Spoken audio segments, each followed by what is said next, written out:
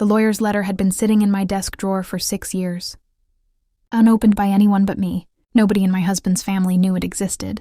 Nobody knew that the woman they called just a school teacher, the woman they seated at the far end of the table every Thanksgiving, held the one signature that could end all of them financially, overnight. They found out on a Sunday.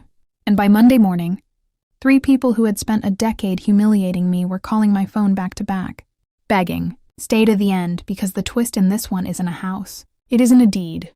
It's something they handed me themselves. 7 years ago, thinking it was worthless.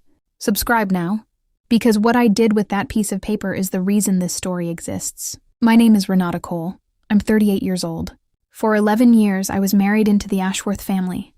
And for 11 years, I was told in 100 small ways that I didn't quite belong at their table. This is the story of the day I proved I was never sitting at the wrong end of it. I was standing at the head of it the whole time. I met my husband, Grant Ashworth, at a fundraiser I wasn't even supposed to attend. I was a public school teacher back then, filling in for a friend who'd RSVP'd and gotten sick. Grant's family had money, old money. The kind that gets discussed in hushed, proud tones at every holiday dinner. His grandmother, Eleanor, had built a chain of boutique hotels along the coast starting in the 1970s. Back when nobody thought a widow could run anything larger than a kitchen, Grant fell for me fast. His mother, Patricia, did not. From the very first dinner, Patricia made her opinion clear without ever saying it outright. She'd ask me questions like, "And what is it you do again, dear?" in a tone that made teacher sound like an apology. Grant's sister, Whitney, was worse in her own quieter way. She'd smile at me in photos and freeze me out of every conversation that mattered. But Eleanor was different.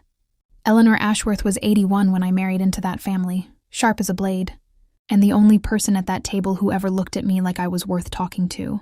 She'd corner me in the kitchen during holidays, ask me about the students I taught, ask me what I actually thought about the family business, not what I thought they wanted to hear.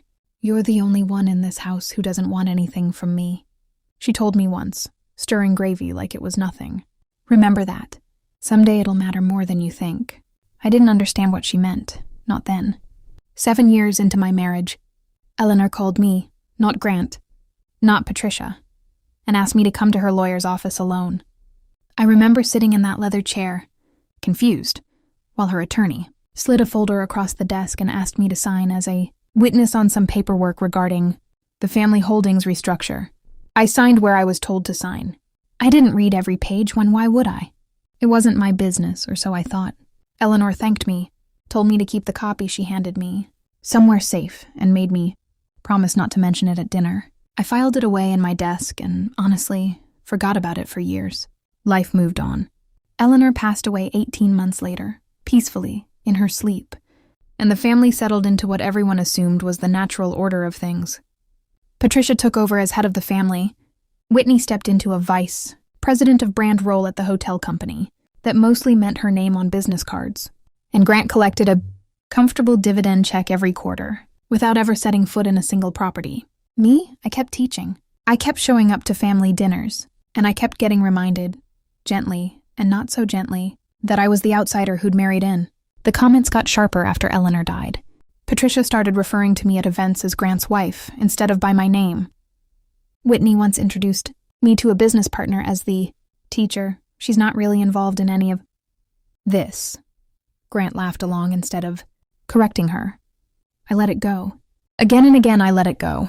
Then I found out why they'd started treating me like even less than before. It started with a text message that wasn't meant for me.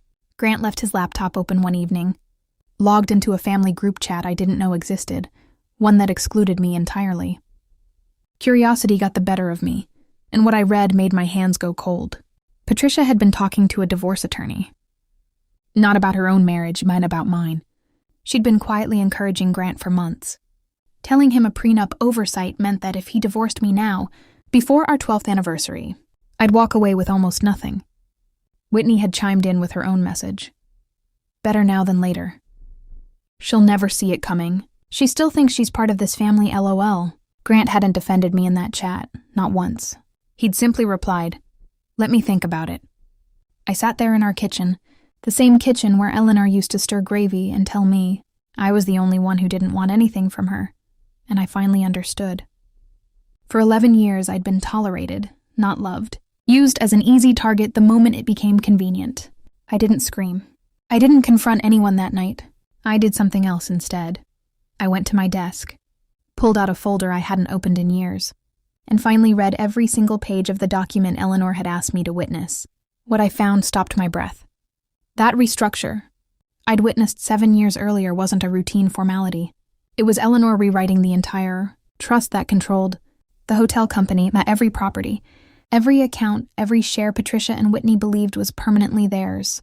And buried in Article 12, in language so dry I'd skimmed right past it the first time, was a clause naming a sole successor trustee to oversee the trust's discretionary distributions if, and only if, any beneficiary is found to have acted against the interests or well-being of another beneficiary's spouse in bad faith. Eleanor had built in a trapdoor, a clause that would trigger the moment anyone tried to hurt me for money, and the successor trustee she'd named the one person with the legal authority to freeze distributions, approve or deny every major decision, and control how the family's discretionary funds were released, was me. Not Grant, not Patricia, me, the teacher, the outsider, the one who never wanted anything from her. She'd seen it coming 11 years before it happened. She'd left me the only kind of protection that mattered, and she'd trusted me to know when to use it. I didn't yell. I didn't confront Grant in the kitchen that night. Instead, the next morning, I called Eleanor's old attorney, the one who'd witnessed the signing alongside me, and I asked him one question. Was the clause still valid? It was, fully executed, fully binding, filed with the trust's records for 7 years, waiting. I had him send formal notice to the trust's financial administrator that I was invoking my authority as successor trustee, effective immediately, pending a review of beneficiary conduct. Every discretionary distribution, Patricia's monthly draw, Whitney's brand consultant salary paid out of trust funds, even Grant's comfortable quarterly dividend, was frozen within 48 hours. The call started that Sunday night. Patricia first, furious, demanding to know what I thought I was doing, insisting there had to be some mistake. Then Whitney, syrupy sweet all of a sudden, asking if we could talk this through as family, a word she hadn't used with me in years. Then Grant, quiet at first, and then desperate, asking how long the freeze would last, what he needed to do to fix it. I told all 3 of them the same thing. I wasn't punishing anyone out of spite. I was doing exactly what Eleanor had asked of me, protecting the trust from a beneficiary who'd acted in bad faith against another beneficiary's spouse. That was me. That had always been me. They just never thought I'd be the one holding the paperwork. The review took 4 months. Grant and I separated during it, not out of spite, but because there was nothing left standing once the group chat was in the open. He didn't fight the divorce. He didn't have the leverage to. Patricia's monthly draw was reinstated eventually, reduced and restructured under new oversight terms I approved as trustee. Whitney's consulting role was quietly dissolved. An independent audit found she hadn't done meaningful work for the company in over 2 years. Grant kept his dividend, smaller now, tied to conditions he never expected to answer to. Mine. I still hold the trusteeship today. I still teach, because I love it, not because I need the income. And every quarter, when the distribution paperwork crosses my desk, I think of Eleanor stirring that gravy, telling a nervous young schoolteacher that someday it would matter more than she thought. She was right. People ask me sometimes if I regret freezing the money, if it was too far, too cold. I don't think it was cold at all.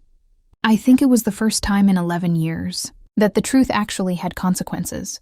What I learned is this: the people who treat you like you don't belong at the table are often the ones who never bothered to ask why you were invited to sit there in the first place. Family isn't the name on the invitation.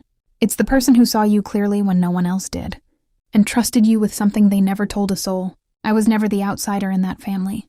I was the one person Eleanor Ashworth trusted enough to leave the door locked, and the only key in my hands. If there's one thing I want you to take from this story, it's this: you don't have to raise your voice to reclaim your power. Sometimes the loudest thing you can do is stay quiet. Read the fine print and let the truth do the talking for you. If this story hit home, hit subscribe. The next one might hit even harder.